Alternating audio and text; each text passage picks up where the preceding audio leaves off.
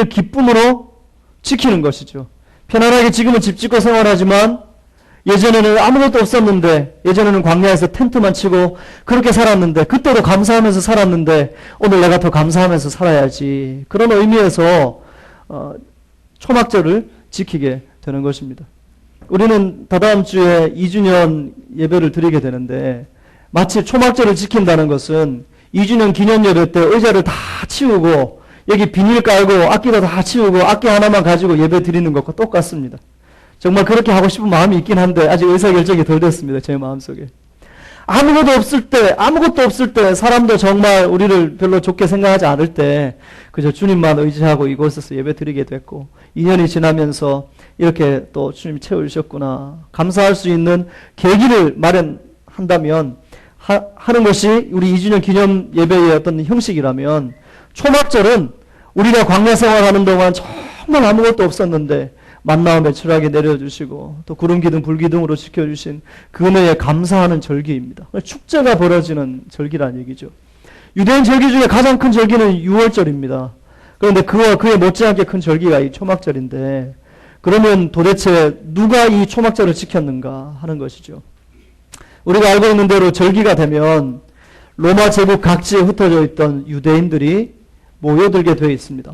유대인 남자들은 1년에 3번 명절에 예루살렘에 모여서 절기를 지키게 되어 있는데, 그러면 유대의 지방에 살고 있고 예루살렘에 살고 있는 유대인은 누구며 흩어져 있는 유대인들은 왜 흩어졌는가, 여기에 대한 이해가 있어야 합니다. 이스라엘 백성들이 역사를 쭉 진행해 오는 과정 중에 어느 한 왕 때에 북이스라엘과 남이스라엘이 나눠졌습니다. 우리가 남북으로 나눠져 있는 것처럼 이렇게 나눠지죠. 그리고 북이스라엘이 하나님의 뜻을 순종하지 않고 끊임없이 죄를 반복하다가 아수르 제국의 멸망을 당하게 됩니다. 그런데 이 아수르 제국의 종교 정책은 지배한 민족의 신을 말살하는 겁니다. 그리고 민족 정신을 말살하는 겁니다. 그래서 아수르 사람들을 유대 지방에 이주시키고 이스라엘 사람들을 그들의 제국 전국으로 이렇게 흩어뜨려서 같은 동족끼리 결혼하지 못하게, 그래서 민족의식을 고양하지 못하게 만드는 정책을 폈습니다. 그래서 북이스라엘 사람들은 완전히 다 흩어지는 거죠. 그때 흩어졌던 유대인들이 있었다는 얘기입니다. 그리고 남쪽 이스라엘이 또 있죠. 남쪽 이스라엘은 바벨론 제국의 멸망을 당합니다. 그런데 이 바벨론 제국은 식민지를 다스리는 정책이 아수르와 달랐습니다. 아수르는 무조건 다 흩어버린 거였지만 바벨론은 그 민족 중에 최고의 엘리트들만 뽑아가서 자기 민족을 자기 나라에 데려갑니다. 이 과정에서 다니엘도 끌려가고 에스겔도 끌려가게 되는 것이죠. 그런데 바벨론이 70년 만에 망하고 이스라엘 백성들이 다시 귀환을 하게 됩니다. 그때 돌아온 사람도 있고 남아있었던 사람도 있겠죠. 그 남아있었던 사람, 그리고 바벨론과 아수르의 포로 생활하고 핍박당할 때 그 제국에 끌려간 사람이 있는 반면 애굽으로 피신한 사람이 있습니다. 이집트로 피신한 사람이 있습니다. 이 사람들이 여전히 로마 제국까지 흩어져 살았습니다. 자손들까지. 그런데 어느 날 이스라엘 백성들이 로마에서 돌아왔다, 민족이 다시 회방되고 자치구에서 독립을 할 수 있게 되었다는 소문을 듣고 전국 각지에서 짐 보따리를 싸서 이사 오는 사람들이 있었던 반면에 이사 오지 않고 거기에서 정착하던 사람들이 있었습니다. 왜 정착했을까요? 그동안 쌓아놓은 부가 너무 엄청났기 때문입니다. 유태인들은 돈 버는 일이 최고 아닙니까? 지혜가 대단하지 않습니까? 그 당시에 흩어져 살았지만 엄청난 부를 축적하고 있었습니다. 그래서 로마 정부에서도 이 유대인들을 함부로 못했습니다. 그런데 나라가 해방이 되고 독립이 되었다 해서 이걸 다 이렇게 바리바리 싸서 그 먼 거리를 오기가 힘들었던 거예요. 그래서 남아있었던 유대인들이 전국 각지에 많았던 거죠. 이것을 우리는 디아스포라, 흩어져 있었다, 디아스포라 유대인이다 얘기합니다. 그런데 흩어져 있었지만 이들의 신앙심은 정말 보통이 아니었습니다. 그래서 유대인으로서 절기는 지켜야 된다. 내가 민족을 사랑하는 마음으로 그 나라가 살지는 못하지만 절기는 지켜야 된다 생각하고 1년 동안 11조를 한 푼도 안 쓰고 모읍니다. 그리고 그것을 본인의 사정의 형편에 따라서 어떤 사람은 6월절에, 어떤 사람은 초막절에 가지고 와서 성전에다 헌금을 하는 거죠. 그러니 얼마나 많은 사람들이 모여들겠습니까? 첫째, 유대인들이 모여듭니다. 한 200만 가까이. 로마 각지에서 모여들고 또 다른 사람 어떤 사람이 있겠습니까? 엄청난 돈을 가지고 지금 여행을 오니까 이 돈을 목적으로 해서 몰려드는 상인들도 엄청나게 많았던 겁니다. 예수의 형제들이 생각해 보니까 곧 초막절입니다. 그런데 이 예수가 보통 사람이 아닙니다. 기적도 베풀고 설교하면 굉장히 먹히는 이 엄청난 언변을 가지고 있습니다. 지식 또한 남다릅니다. 이 예수가 시골 이 갈릴리에만 있어서 안 되겠다는 거예요. 영향력을 행사하기 위해서는 사람들이 엄청나게 몰려드는 그때에 예루살렘에 가야 했던 겁니다. 거기 가서 오병이어 기적을 한 번 더 베풀면 어떻게 될까요? 순식간에 로마 제국에 다 퍼지겠죠. 몰려들었다가 길게 있어봐야 한 달이니까 각지로 다 흩어지면서 예수에 대한 소문을 내게 됩니다. 예수님의 형제들은 계산합니다. 아, 예수를 데리고 가서 거기에서 한번 기적을 베풀면 이 엄청난 기적이 로마 각지로 순식간에 퍼지겠구나. 그러면 인기와 재물이 우리에게 모이겠구나. 판단한 겁니다. 제가 왜 형제들이 이렇게까지 설명하느냐. 오늘 본문에 보면 형제들이 아직 예수를 믿고 있지 않습니다. 따라서 영적인 어떤 의미를 가지고 예수님에게 자꾸 유대로 가자고 얘기한 게 아니라 굉장히 육적인 측면에서 돈이 있는 곳에 사람을 보내어 그곳에서 대박을 터뜨려야 엄청난 이 파급력이 있게 되고 그 혜택을 누리게 된다는 판단을 예수님의 형제들이 하게 된 것입니다. 엄청난 관점의 차이를 찾으셨습니까? 예수님은 어떤 다른 뜻이 있으셔서 유대로 올라가지 않으셨습니다. 성경에 보면 단순히 그들이 죽일까 두려워 올라가지 않은 것처럼 보이지만 전혀 그렇지 않습니다. 예수님을 죽음을 두려워하지 않으신 분이에요. 다른 뜻이 있으셨어요.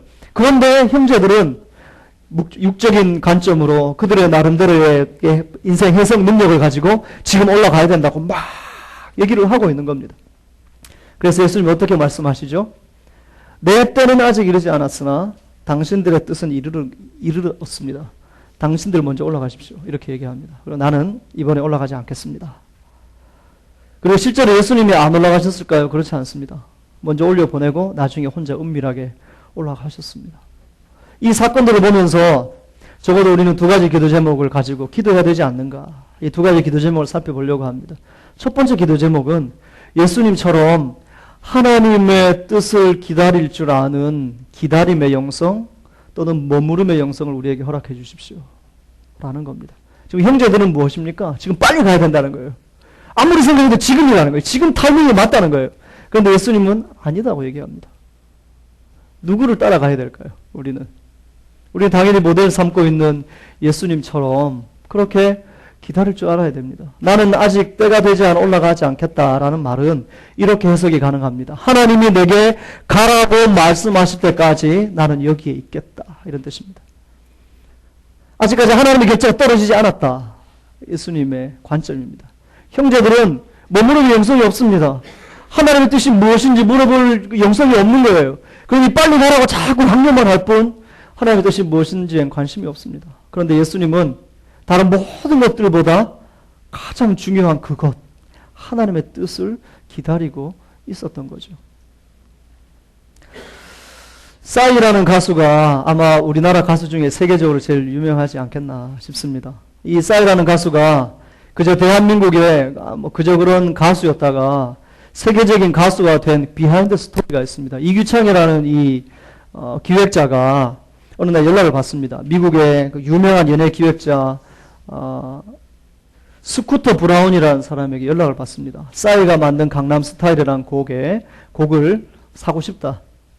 곡에 대한 어떤 재산권을 사고 싶다. 그 곡을 사서 미국에서 우리가 유통을 시키겠다. 이렇게 제안을 합니다.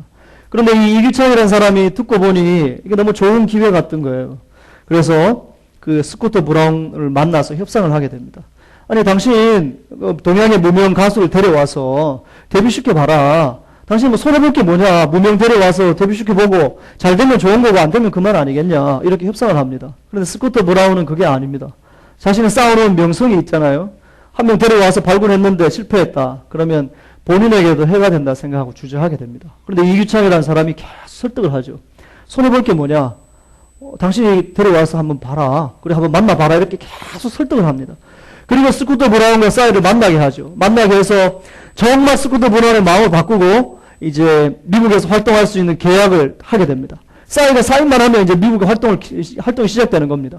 그런데 싸이라는 가수가 사인을 안 합니다. 스쿠터 브라운이 이상한 거예요. 이 사람이 지금 동양의 무명 가수가 내가 밀어주겠다는데 왜 사인을 안 하나? 이상한 거예요. 이규창이라는 사람도 이상한 거예요. 도대체 왜 사인을 안 하나?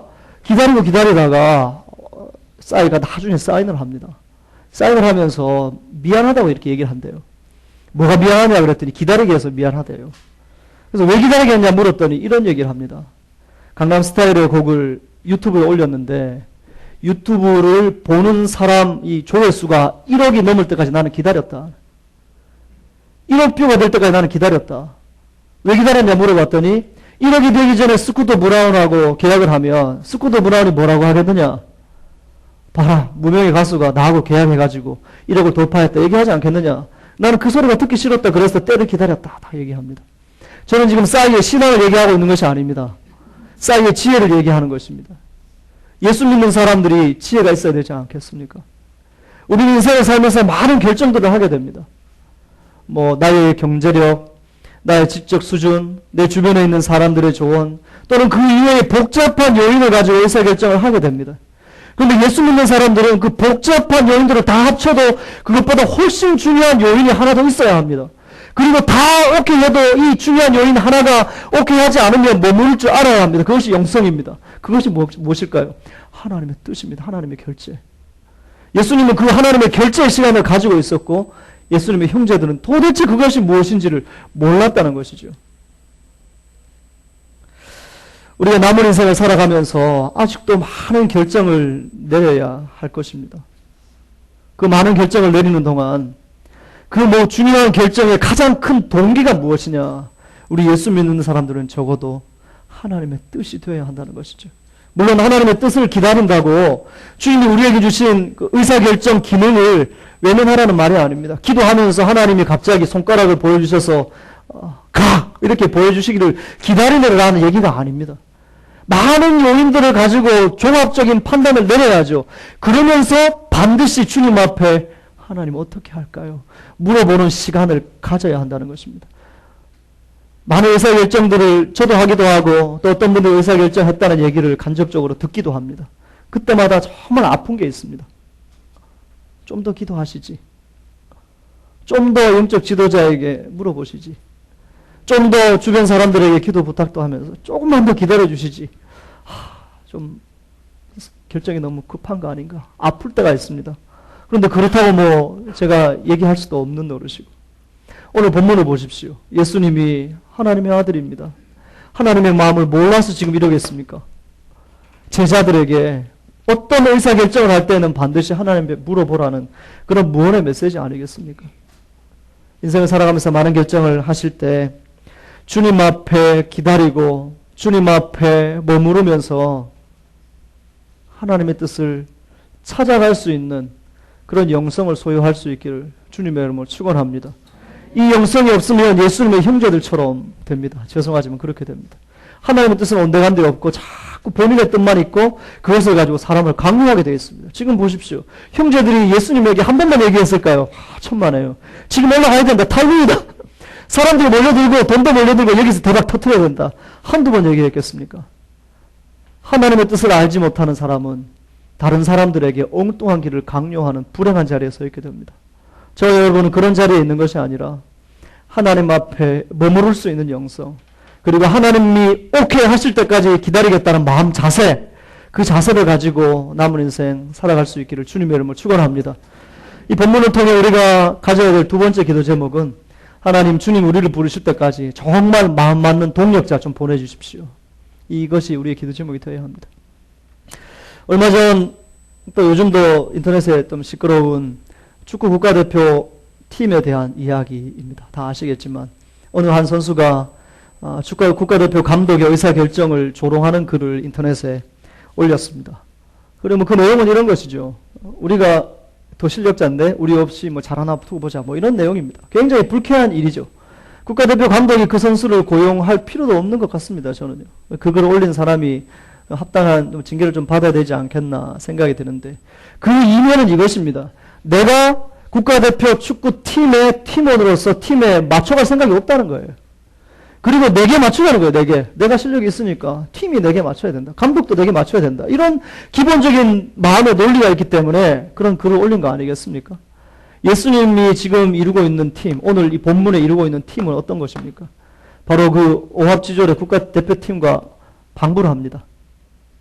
예수님의 의사결정은 A인데 지금 같이 있는 팀원들은 B를 주장하고 있습니다. 그리고 B를 주장하는 것이 아니라 B를 그냥 강요하고 있는 것이죠. 이렇게 이것이 팀워크가 되겠습니까? 예수님은 하나님의 말씀에 순종하고 복음의 생명 걸 사람을 찾고 있는데 형제들은 지금 물질의 생명을 걸었으니 같이 갈 수가 없는 것이죠. 그래서 예수님이 뭐라고 얘기하십니까? 냉정하십니다. 예수님이. 그러면 먼저 올라가십시오. 저는 주님이 제게 그렇게 말씀하실까 봐 덜컥 겁이 납니다. 오늘 본문 앞에. 내가 맞다고 생각하고 내가 옳다고 생각하고 자꾸 예수님한테 얘기하는데 예수님이 사실 몇 번 우리에게 정답을 얘기하셨지만 들을 귀가 없으니까 못 듣고 있다가 예수님 말씀하시기를 그러면 먼저 올라가라. 나는 혼자 가겠다. 너무 불행한 것입니다. 생명의 주 되신 예수 그리스도를 곁에 두고 형제들은 본인들이 옳다고 본인들끼리 올라가는 것이죠. 이것보다 더 불행한 발걸음이 있습니까? 저는 예수님이 제게 그런 말씀하실까 사실 좀 두렵습니다. 그래? 네 생각이 맞아? 그래. 먼저 올라가라. 나는 아직 아니다. 마음이 맞지 않으면 이런 일이 생깁니다. 마음이 맞지 않으면 인류 최고의 복을 외면하는 불행한 결정도 할 수 있게 된다는 것이죠. 복잡한 국가대표 감독 홍명보 감독이 됐습니다. 그가 소회를 이야기하면서 이런 이야기를 하죠. 원 팀, 원 스피릿, 원 골 이야기합니다. 저는 그것이 우리 교회 공동체에도 적용돼야 될 요소가 아닌가 생각을 합니다. 팀보다 위대한 선수는 없다. 팀이 개인에게 맞출 수 없다. 개인이 팀에 맞추라. 이거 아니겠습니까? 한 가지 목적을 향해서. 우리는 하나의 팀입니다. 교회 공동체는. 하나의 스피릿 정신이 있습니다. 예수 그리스도 성령의 정신이 있습니다. 그리고 하나의 목표가 있습니다. 그것은 복음을 전하는 일이죠. 그 일을 위해서 우리는 개인이 죽어져야 하는 것입니다. 그런데 개인이 죽어지지 않고 그 형제들은 오히려 예수를 강요하고 결국 예수와 이별하게 되죠. 이런 신앙생활을 우리가 할 수 있다는 것입니다. 얼마나 두렵고 떨립니까? 하나님 앞에 나를 낮추지 않고 하나님이 내게 맞춰주기를 원하는 신앙생활은 정말 위험한 것이죠. 저는 우리 같이 한번 점검해보면 좋겠습니다. 여러분들이 주님께 맞추고 계십니까? 주님이 여러분들에게 오셔서 맞춤식으로 은혜 주기를 원하십니까? 여러분들이 교회 공동체에게 맞추기를 위해 애쓰십니까? 아니면 교회 공동체가 내게 맞춰달라고 요구하고 계십니까? 분명히 말씀드립니다. 한 개인이 교회 공동체보다 위대할 수는 없는 것입니다. 예수님께서 그러셨기 때문에 냉정하게 말씀하신 거 아닙니까? 먼저 올라가십시오. 혹시 주님이 우리에게 또는 우리 교회 공동체에게 그렇게 말씀하시면 어떡합니까? 그래서 우리는 깨어서 기도해야 되는 것이죠. 그리고 공동체의 목적을 위해서 마음을 맞출 수 있는 동력자를 우리에게 보내주십시오.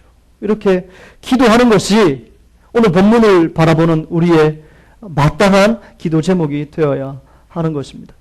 만약 교회가 나를 맞춰야 된다. 내가 이렇게 힘든데 왜 교회가 나를 몰라주나? 라고만 생각하신다면 죄송합니다만 지금 받고 계신 직분이 전혀 어울리지 않습니다. 제가 목사입니다. 우리 교회 목사는 저밖에 없습니다. 내가 이렇게 힘든데 왜 성도들이 나를 몰라주지? 내가 이렇게 고민하고 있는데 왜 내가 하자는 대로 안 하지? 예를 들면 그렇게 생각하라고 성도들이 내게 무조건 다 맞춰 라고 얘기한다면 목사라는 옷이 제게는 어울리지 않고 그 옷이 오히려 제게 독이 되는 것이죠. 낮은 자리에서 섬기는 겁니다. 공동체를 위해서 저부터 중직자가 또 일반 평신도들이 같은 마음으로 한 교회 공동체를 섬기고 한 하나님을 섬기기 위해서 서로에게 맞춰줄 때 그때 아름다운 팀워크가 이루어지는 것입니다. 그렇지 않으면 이별, 예수님과 형제들이 이별한 것처럼 이별할 수밖에 없는 것이죠. 저는 우리 교회 공동체가 이런 불행한 이별이 자주 일어나는 공동체가 아니라 하나님의 영광을 위해서 함께 달려갈 수 있는 아름다운 동력이 잘 이루어지는 좋은 공동체가 될 수 있기를 소망합니다. 그리고 여러분 개인적으로도 주님이 내게 맞춰주기를 너무 기다리지 마십시오. 내가 주님 앞에 맞추면 안 되겠습니까? 내가 주님 앞에 기도하며 맞추고 하나님 말씀 보며 맞추고 예배 드리며 맞추고 주님이 나를 위로해 주기를 너무 기다리는 것보다는 주님 제가 힘듭니다 하고 먼저 나오시면 안 되겠습니까? 그런 마음으로 살아갈 때 주님이 우리를 안아주시기도 하고 그래 먼저 올라가 가 아니라 나와 같이 가자 이렇게 손잡아 주시는 거겠죠. 말씀을 정리하겠습니다. 오늘 본문을 통해 하나님의 뜻이 얼마나 중요한지를 살펴보았습니다. 하나님 앞에 머무르는 이 머무름의 영성을 소유하시기를 바라고 하나님이 내게 맞춰주기를 공동체가 내게 맞춰주기를 바라는 인생이 아니라 내가 하나님께 맞추고 내가 공동체에 맞추고 그러면서 낮아지는 자리에서 기쁨으로 섬기는 저와 여러분 될 수 있기를 주님의 이름으로 축원합니다.